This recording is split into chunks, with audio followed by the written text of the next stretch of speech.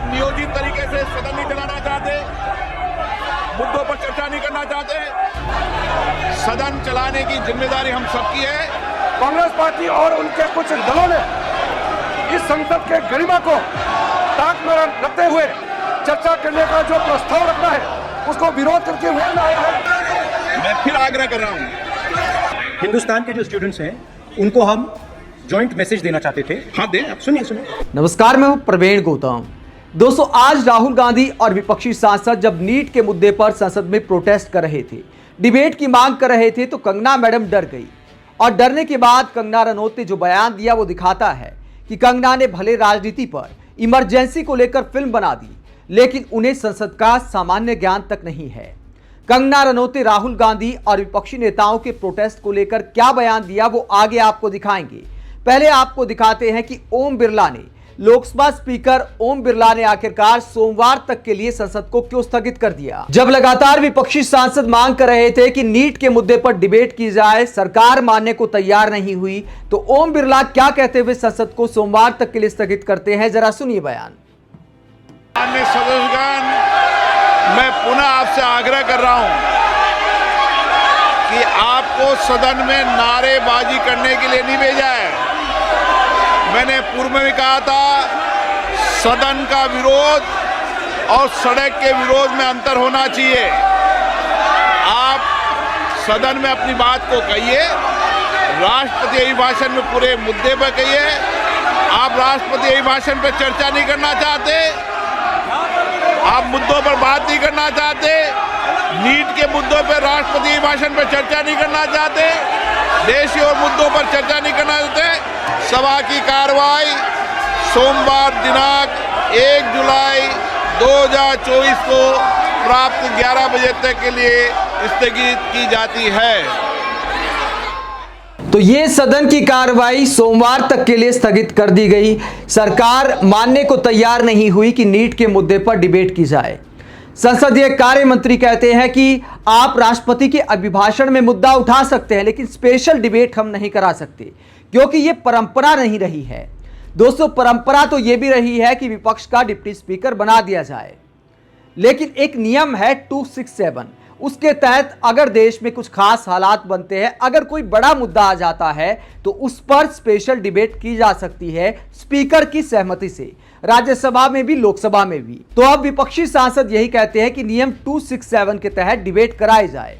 राहुल गांधी ने कहा कि देश का जो युवा है वो निराश है, उसे समझ नहीं आ रहा कि नीट की परीक्षा का क्या होगा, क्योंकि पेपर लीक का मामला सामने आया है। देश के युवाओं को सरकार और विपक्ष मिलकर एक संदेश दे सकता है कि देश की संसद आपके साथ है। तो युवाओं को स्पष्ट संदेश जाना चाहिए, प्रधानमंत्री की तरफ से भी और विपक्ष की तरफ से भी। इसीलिए विपक्ष ने कहा कि एक दिन डिबेट रख दी जाए नीट के मुद्दे पर, लेकिन सरकार मानने को तैयार नहीं हुई। सरकार कहती है कि विपक्ष जबरदस्ती का विरोध कर रहा है और संसद की कार्यवाही चलने नहीं देना चाहता।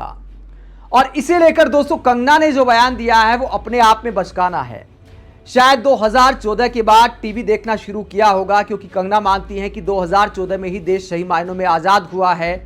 तो 2014 में कंगना को जो आज़ादी मिली, उसके बाद उन्होंने टीवी का, संसद का प्रसारण देखना शुरू किया होगा। उसके बाद अक्सर जो वेल में विपक्षी सांसद प्रोटेस्ट करते हैं, तो उस पर कैमरा नहीं जाता। कैमरा या तो स्पीकर पर रहता है, या प्रधानमंत्री पर रहता है, या फिर सरकार के ही मंत्रियों पर रहता है। विपक्ष के चेहरों का विरोध जो है वो संसद के कैमरे पर बहुत कम दिखाई देता है, इसीलिए शायद कंगना की नजर नहीं पड़ी होगी। और आज जब वेल में जाकर विपक्षी सांसदों ने प्रोटेस्ट किया नीट के मुद्दे पर, तस्वीर मैं आपको दिखाता हूं और कंगना का बयान भी आपको दिखाता हूं। ये वेल में जाकर विपक्षी सांसद प्रोटेस्ट करते हैं और कंगना डर जाती हैं, और डरने के बाद संसद के बाहर आकर क्या बयान देती है वो दिखाता है कि संसद के बारे में कंगना रनौत का सामान्य ज्ञान कितना कमजोर है।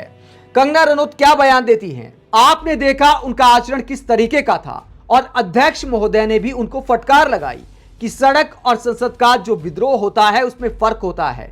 तो कंगना मैडम को यह नहीं पता कि सांसद विरोध कर रहे थे, विद्रोह नहीं। कंगना मैडम, आपको पता होना चाहिए कि विद्रोह और विरोध में फर्क होता है। बहुत सारी हिंदी फिल्में कर चुकी हैं, अपने आप को सर्वज्ञानी मानती हैं, तो विद्रोह और विरोध का फर्क भी आपको मालूम होना चाहिए। आगे कंगना क्या कहती हैं, बेहद बचकाना है। आगे कंगना कहती हैं, लेकिन लगता है कि वो किसी की बात सुनने को तैयार ही नहीं है। हम लोग भी क्योंकि पहली बार आए हैं तो हम घबरा गए कि ऐसा क्या हो गया, एकदम से इतना ज्यादा चीखना चिल्लाना। वो वहां बीच में आकर क्या कहते हैं, उसे वेल, यानी कंगना अनुमान लगाती है कि उसे वेल कहते हैं, जहां पर ये सांसद प्रोटेस्ट कर रहे हैं। इस हिस्से की बात कर रही हैं कंगना रनौत। कहती है कि वेल में आकर वो चीखने चिल्लाने लगी, ऐसा लगा कि वो अटैक करने वाले हैं। मतलब बताइए किस तरह की बात करती है कंगना रनौत। क्या विपक्षी सांसद सत्ता पक्ष के सांसदों पर, स्पीकर पर, मंत्रियों पर अटैक करने वाले थे? कंगना कहती हैं कि मुझे लगा कि वो अटैक करने वाले हैं।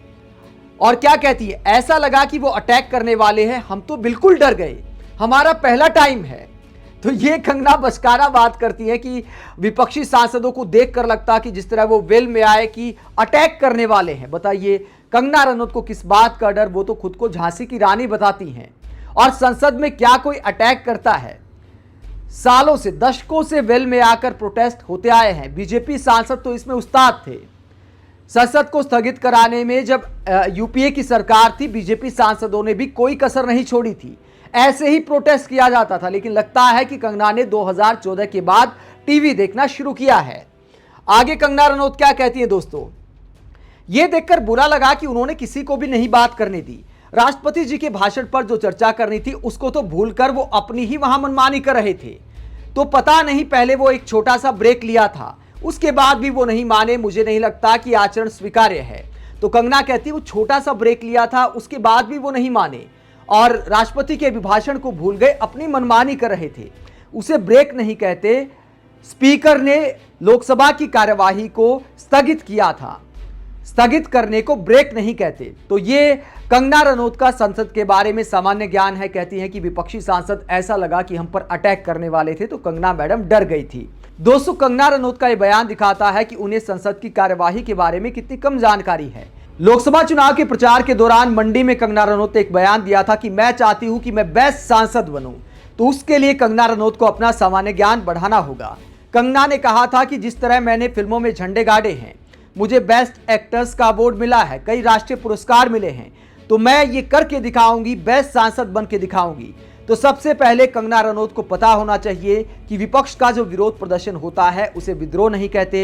संसद की कार्यवाही के बारे में कंगना रनौत को सबसे पहले सामान्य ज्ञान रखना चाहिए। और इस तरह जब सांसद कोई प्रोटेस्ट करते हैं तो उसको लेकर इतना नहीं बिदकना चाहिए। इस तरह की बयानबाजी सही नहीं है कि वो अटैक करने वाले थे।